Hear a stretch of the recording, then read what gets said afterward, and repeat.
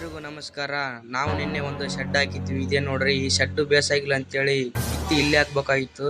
ಇಲ್ಲಿ ಹಾಕಕತ್ತಿದ್ವಿ, ಎಲ್ಲ ತೆಗ್ದು ತೋಡಿದ್ವಿ. ಬಟ್ ಇಲ್ಲಿ ಬೇಸಾಗಿಲ್ಲ ಅಂತ ಹೇಳಿದ್ರು. ಅದಕ್ಕೆ ಮತ್ತೆ ಇಲ್ಲಿಂದ ಕಿತ್ತಿ ಈ ಬುನಾದಿ ಮೇಲೆ ಹಾಕ್ಬೇಕಾಗಿತ್ತು. ಈ ಬುನಾದಿ ಮೇಲೆ ಮರಿ ಇದ್ವು, ಅದಕ್ಕೆ ಅವು ಬೇರೆ ತಲ್ಲಿ ಕಟ್ಟಿ ಅಲ್ಲಿಂದ ಸೀದಾ ಶೆಡ್ ಹಾಕಿದ್ವಿ. ನೋಡ್ರಿ, ಶೆಡ್ಡು ಮಸ್ತಾಗಿತ್ತು. ಎಲ್ಲ ಹುಡ್ರೆಲ್ಲ ಒಳಗೆ ಕೂತಿದ್ವು. ಮತ್ತೆ ಅಲ್ಲಿಂದ ಸೀದಾ ನಮ್ಮೂರು ಸಂತಿ ಇತ್ತು, ಸಂತಿ ಮಾಡ್ಬೇಕಂತ ಹೊಂಟಿದ್ವಿ ಮೂವರು. ಇದೇ ನೋಡ್ರಿ ನಮ್ಮೂರು ಸಂತಿ ನಮ್ಮೂರ್ದಿದೆ.